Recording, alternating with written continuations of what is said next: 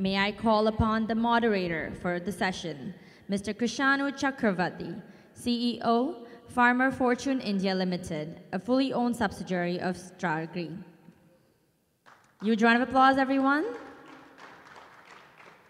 As he walks up, calling the panelists of the discussion, Mr. Abdul Traore, Secretary General, AECCI, Mr. Adeyemi Murtada Adenji, MD CEO, Starling Global and Ideal Limited, Mr. Mallikarjuna Kamaraswamy, VP and Business Head, Olam Ivory Coast, Mr. Ronald Edmund Philip Ribu, CEO, Flodog Benin, and Mr. Vasudev Barker. More important than IVC crop.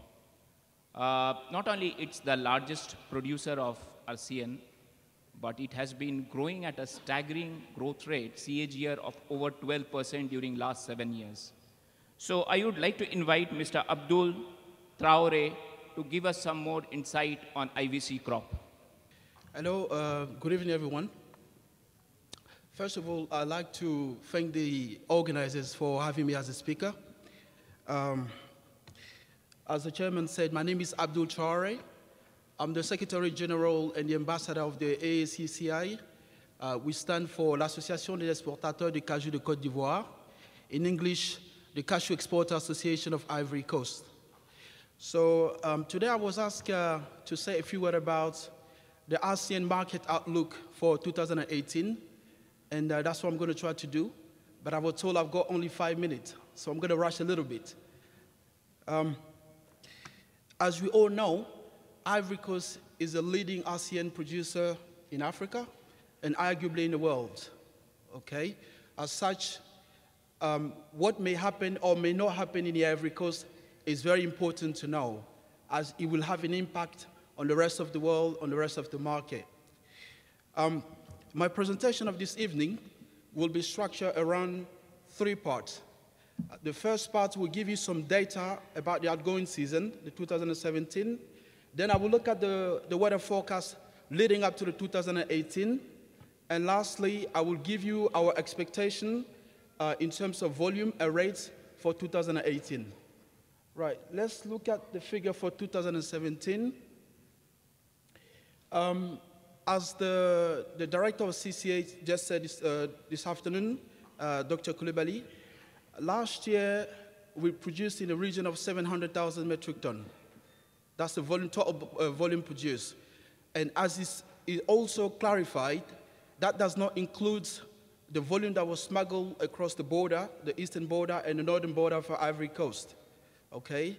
So we can assume it's more than 700,000, the figure he gave this afternoon. Out of those 700,000 metric tons, about 80 to 90% are exported raw toward India and Vietnam, which happen to be the main market for Ivory Coast. In terms of processing, if we look at the graph I just showed you, the volume process will be in the region of 10%. Obviously, this trend has been going on for many years, and the government of Ivory Coast has been working hard to change the trend by encouraging local processing. And one of such initiatives is a biannual conference set up by the government to encourage and promote local processing. It's called the theater. I'm sure some of you may have heard of it. And the theater will bring together different stakeholders from different parts of the world to come together, discuss, come up with action plan which will encourage and promote local processing, because we know what kind of value is added when the cashew is processed. And we hope to see some result over the next few years. Now let's move on to the next slide.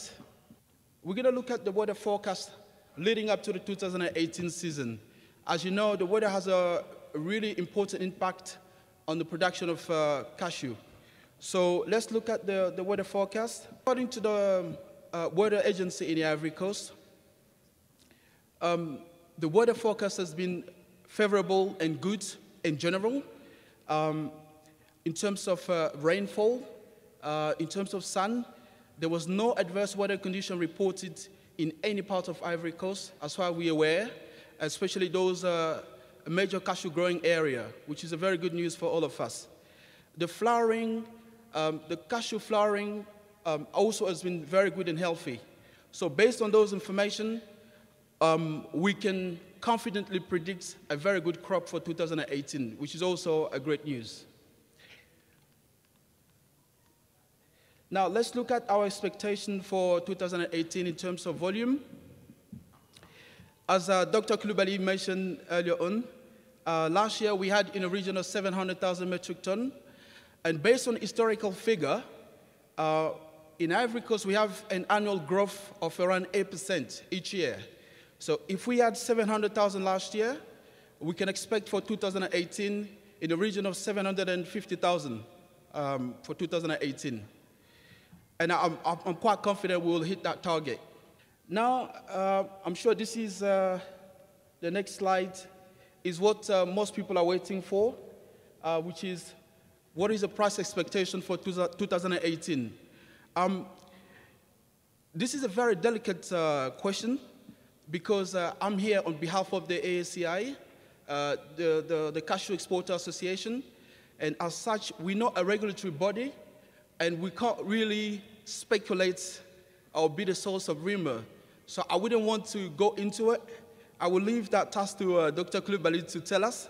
But the only thing I could tell you is the government will make an announcement through CCA, le Conseil Coton à la Carte, in terms of announcing the rate for 2018. Historically, it usually happened toward the end of February or early March. So you have to bear with us and wait for the new rate to be announced. However, what I can tell you is, once you make your budget for 2018, you have to make a provision for a slight increase because recently there was a new tax which was introduced to help improve the sector. So based on only that, we can say there will be a slight increase. So doing your budgeting, you have to make provision for a slight increase. When the government also set the rate, there are a number of factors they will look into. I'll give you three. One of those factors is to look at the level of production in India and Vietnam, because they're the main market for Ivory Coast. So that production in those two countries will have an impact on the rate set by the government. The other thing that the government will look into is the demand for cashew kernel on the international market. So that also will be taken into account. And lastly, the government will look at the currency variation between the euros and the US dollar. As you know, in the Ivory Coast, we use the CFA, and the CFA is linked to the euro, and the euro linked to, as you know, the trade is done in dollar. So you have to take into account that fluctuation between the dollar and the euro.